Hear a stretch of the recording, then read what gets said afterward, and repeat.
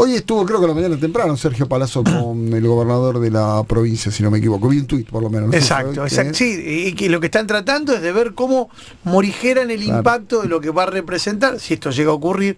Políticamente va a ser muy fuerte querer imponer el retroceso en la legislación impulsada por Sergio Massa, echándole la culpa a los gobernadores encima, que se están sacando la pata del lazo diciendo, che, a mí no me eché la culpa de esto. Si vos querés retirar la eliminación de la cuarta categoría, hacelo, pero hacete cargo vos, no me pongas a mí en la cabeza de la responsabilidad. No tengo Sergio Palazzo, secretario de la bancaria, más diputado nacional. Sergio, Jorge Rial, de Radio Día, buen día. Jorge, ¿qué tal? Un saludo para vos, al estudio, a la gente que está en el estudio y a toda la audiencia. Bueno, efectivamente estuviste con Axel, ¿no? Estuvimos hablando con Axel, estábamos hablando desde ayer, con varios gobernadores también. Ellos han manifestado, por lo menos en los que yo he subido, que he hablado, que son el caso de Gilda Infran, de Quintela, el gobernador Quintela, el gobernador de Córdoba, Yarlora, Axel Kicillof, que ellos no le han pedido la derogación de la ley que eliminó la cuarta categoría de impuesto a las ganancias, que ellos lo que han pedido es una compensación por la caída de esa recaudación y que tiene que ver con hacer coparticipable el impuesto al cheque, que era algo que ya casi todos los gobernadores lo habían hablado con Sergio Massa en su momento. Inclusive hay presentado proyectos en este sentido de diputados que no son del oficialismo, en este caso de la oposición, era oficialismo en ese momento, vinculado a esto. Quiere decir que si vamos todos por eso, por ese proyecto que era la coparticipación del impuesto al cheque, la verdad que los números estarían bastante parejos en cuanto a que sea una iniciativa que no prospere en la Cámara, la de la derogación. Claro.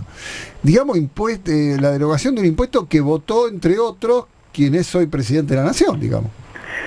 Sí, votó él y sus legisladores, que eran dos más, era Villarruel y Píparo. Los tres votaron favorablemente a la eliminación, y cuando él menciona en su discurso, habla de que él vota en contra de este impuesto inmundo, que era el impuesto a las ganancias sobre los salarios, ese fue el término que usó. Así que bueno, está claro que entre aquel teorema de Baglini que él detestaba, pasó a ser, parece, el mantra de su gestión, ¿no? Porque claro. Acá me envían, ¿cómo te va? Sergio, Mauro, Federico. Hola Mauro, ¿cómo te va? Bien, me está enviando el Topo Rodríguez, que ustedes saben fue diputado nacional hasta el 10 de diciembre.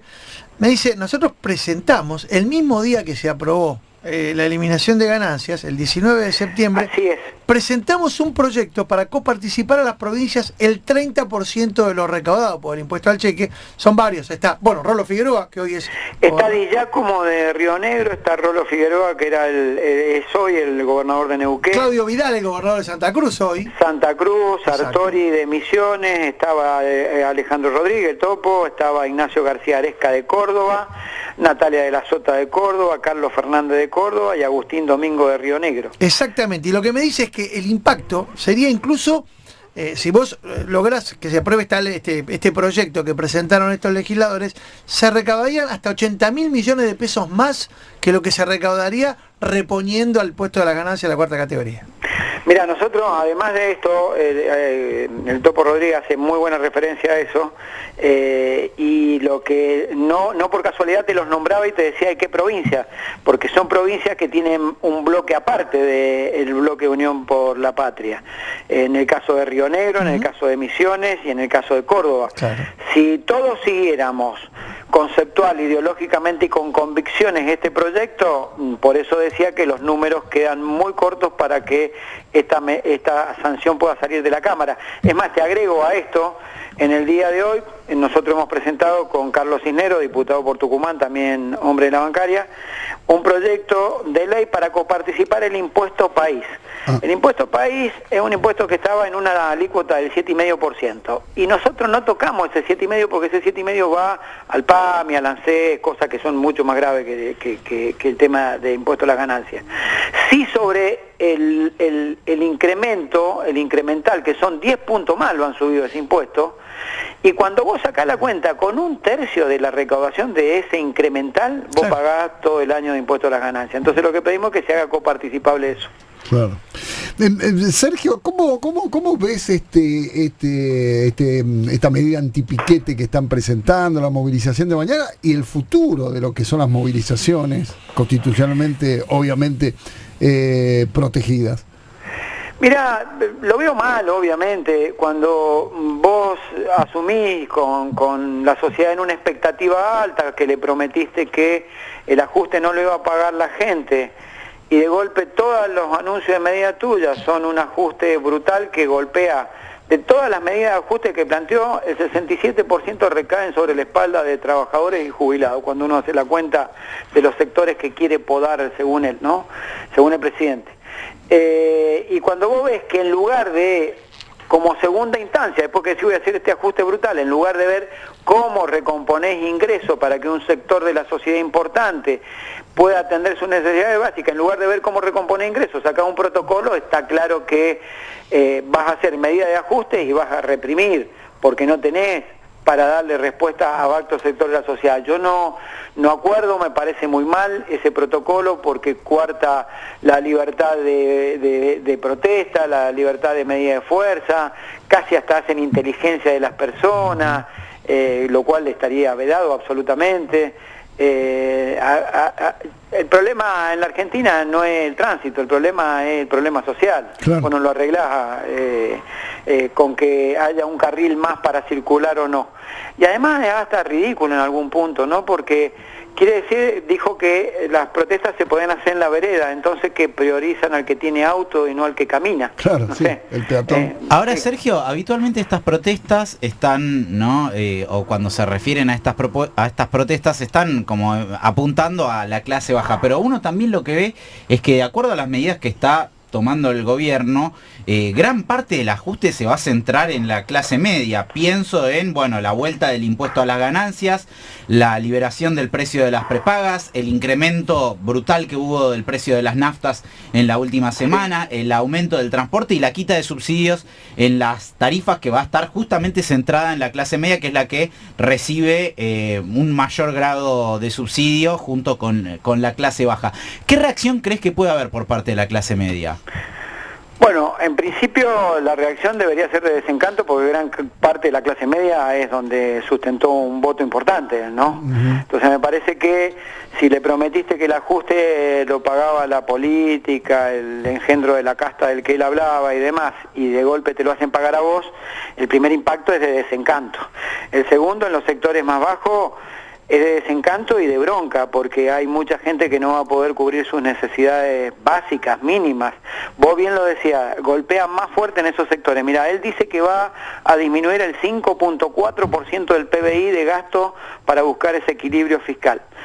El 2.35% está en revisión de impuestos a las ganancias, transferencia a las provincias con un recorte del FONIT, suba de tarifas de transporte, destrucción del empleo de la obra pública, congelamiento, potenciar trabajo y afectación de trabajadores estatales por los gastos de funcionamiento.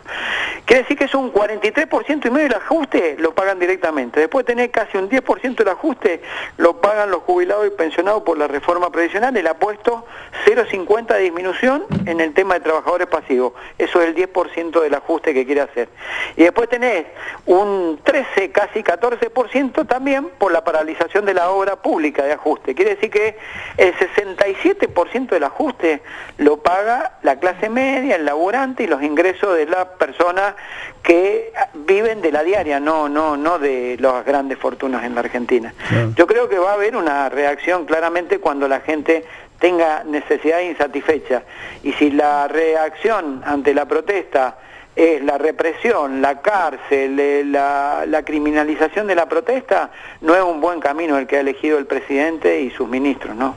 No, incluso eligieron primero anunciar la represión antes que el ajuste, porque saben el efecto que va a tener, esto está claro, Sergio, la tienen clara. Sí, claro que es lo que decía recién. Antes de hablar de la política de ingreso de los ciudadanos, habló de un código represivo y vuelvo a decirlo, ayer lo terminan de completar al ciclo, porque una cosa es la norma que uno la puede cuestionar judicialmente y creo que hay muchas posibilidades de que ese protocolo termine en la nada desde el punto de vista jurídico, porque tiene muchísimos puntos donde atacarlo, pero ayer terminan de cerrar el círculo cuando casi a modo de chantaje dicen el que salga, el que corte o el que proteste no cobra. ¿Y después qué? El que protesta, no te voy a atender la salud pública en el hospital público porque te portaste mal. Después que tu hijo que no vaya a la escuela porque fuiste a una marcha. ¿Dónde termina y quién tiene la autoridad moral para decir cuándo tiene un ciudadano que protestar y que no, y qué te quito porque protestás?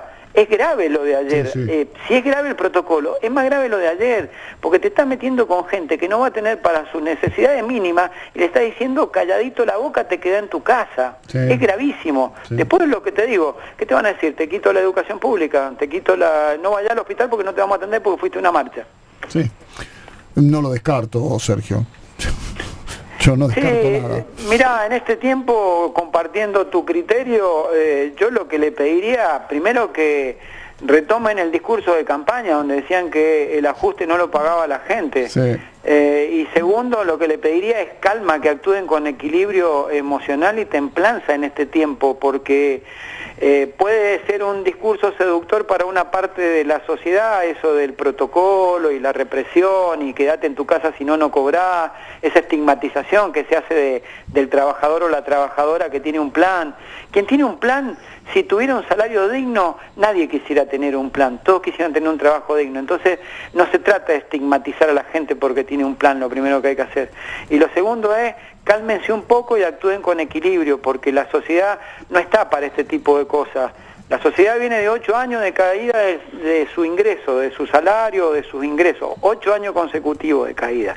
Los 4 años de Macri que fueron brutales y 4 años también, y hay que reconocerlo, del Frente de Todos, sí, donde la caída fue menor, pero fue caída de ingresos. Y además tenés un país que no puede endeudarse para cubrir esas necesidades sociales. Para lo único que se está endeudando es para seguir haciendo rollover con todos los instrumentos financieros y para que sigan ganando lo mismo de siempre. Entonces la sociedad no tiene esa tolerancia que pudo haber tenido cuando ganó Macri. Tampoco la tiene con nosotros nos tenemos que reordenar como sindicato, como organizaciones sociales y como espacio político, porque está claro que no hemos cumplido la expectativa si no hubiéramos ganado una elección. Sergio, como siempre, un gustazo hablar con vos. Abrazo grande. No, gracias a ustedes, un abrazo.